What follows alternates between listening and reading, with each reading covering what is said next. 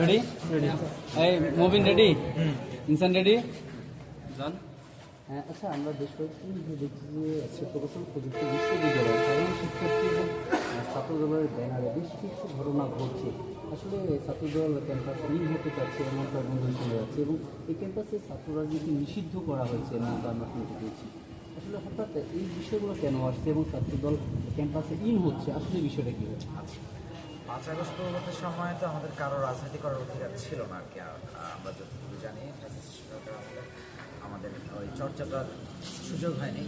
5 August পরবর্তী সময়ে একটি মহল সব জায়গায় নো পলিটিক্সের যে বয়ান তুলেছিল, আমরা তারপরে তার ফলাফলগুলো দেখেছি। খুলনা ইউনিভার্সিটি থেকে যেখানে ছাত্রদের নিষিদ্ধ, সেখান থেকে একজন কেন্দ্রীয় সভাপতি একটা সংগঠনের তিনি আত্মপ্রকাশ করলেন। তো এরকম অনেক বিষয় আছে আমাদের রুয়েটের মধ্যে। যে বিষয়টা রুয়েটে ছাত্রদের নিষিদ্ধ ছিল, আমরা 17 জুলাই খুব সম্ভবত সম্মিলিতভাবে ডিসিশন হয়। ছাত্রলীগের যে তখন অত্যাচার, ওই অত্যাচারের কারণে সম্মিলিতভাবে সবাই যারা হলে থাকতো, যারা ছাত্রলীগের সাথে জড়িত ছিল, তারাও এই ডিসিশনের মধ্যে সম্মতি জানায় যে ছাত্র রাজনীতি মুক্ত রাখার জন্য। এর পরবর্তী সময় আমরা দেখেছি যে নির্দিষ্ট একটি গোষ্ঠীর রাজনৈতিক চর্চাকে ব্যাহত করা ব্যতীত আলটিমেটলি পরে এর কোনো সমাধান হয়নি। কারণ আমরা অনেক খবর পাই যে এখানে গুপ্তভাবে গুপ্ত সংগঠনের কার্যক্রম চলে। কে বা কারা চালায় সে বিষয়ে আমরা বিস্তারিত বলতে পারছি না, কিন্তু গুপ্ত কার্যক্রম আছে আমরা জানি, গুপ্ত কার্যক্রম চলছে এবং সারা বাংলাদেশেই চলে, সবাই যা আমরা জানি। তো সেক্ষেত্রে আমরা প্রকাশ্য রাজনীতি করার অধিকারটা ফিরে পেতে চেয়েছি।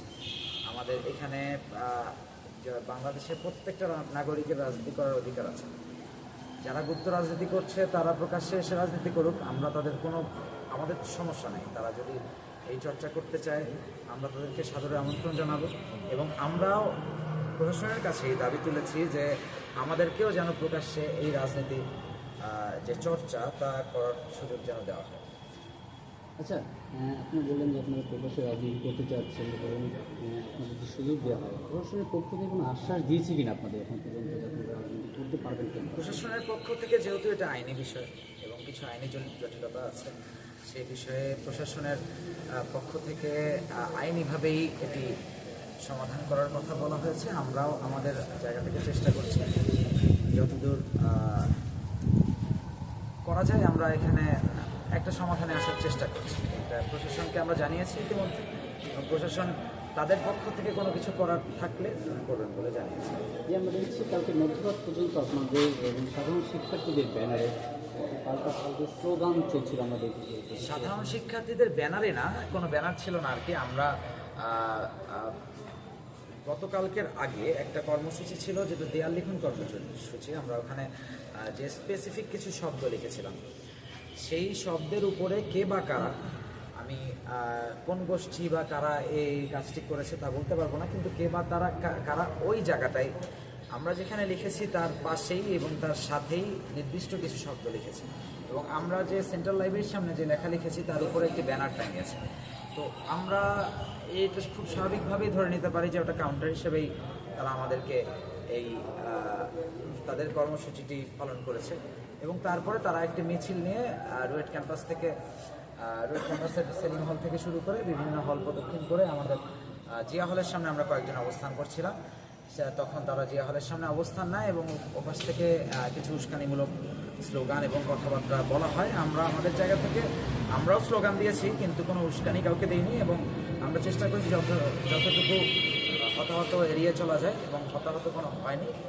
তারপরে আমাদের প্রশাসনের আমাদের ডিএসডব্লিউ স্যার এসেছেন এবং নিরাপত্তা অফিসার ছিলেন এবং সাথে আমাদের ডেপুটি ডিএসডব্লিউ স্যারও ছিলেন। ওনারা বিষয়টা সমাধান করে চলে গেছেন আর কি। আমরাও ওখান থেকে চলে গেছি। কমিটি আছে কি না, ছাত্রদলের কোনো কমিটি নাই। আমরা প্রত্যেকেই ছাত্রদলের সমর্থক। আমরা ছাত্রদলের কর্মী হিসেবেই কাজ করতে চাই এবং কমিটি তো আমাদের বিষয় না, কমিটিটা এটা কেন্দ্রীয়ভাবে তারা যেটা ডিসিশন নেবে সেই ডিসিশন নিয়েই আমরা শুধুমাত্র আমাদের, যেহেতু আমরা এই পন্থী, প্রত্যেকেরই এক একটা আদর্শ থাকে। কেউ শিবির করতে পারে, কেউ ছাত্র শক্তি করতে পারে, কেউ ছাত্র দল করতে পারে, ছাত্রলীগ করতে পারে না, কারণ ছাত্রলীগ এখন নিষিদ্ধ। কিন্তু প্রত্যেকেরই একটা রাজনৈতিক আদর্শ থাকে। সেই আদর্শ প্রত্যেকেই চায় যে, প্রত্যেকে চায় না, সবাই চায় না, যারা যারা রাজনীতি করতে চায়, আদর্শ ধারণ করে, তারা এটা চর্চা করতে চাইবে। আমরাও সেটাও চাই, আমরা তার ব্যতিক্রম কিছু চাই না। তো আমরা আপনি বলতে চাচ্ছেন যে প্রতিটা রাজনৈতিক দলই ক্যাম্পাসে রাজনীতি করুক, প্রকাশ্যে সেমনটা বলতে চাচ্ছেন? Yes, আমি এটা বলতে চাচ্ছি, প্রত্যেকে রাজনৈতিক চর্চা করুক, প্রকাশ্যে করুক, সুস্থ রাজনীতি করুক, এখানে আমাদের কোনো সমস্যা নেই। আপনার নাম এবং পরিচয়? আমার নাম আরাফ মাসুদ দীপ্ত, আমি যন্ত্রকৌশল 20 সিরিজ আমাদের 2020-21 সেশন। Thank you.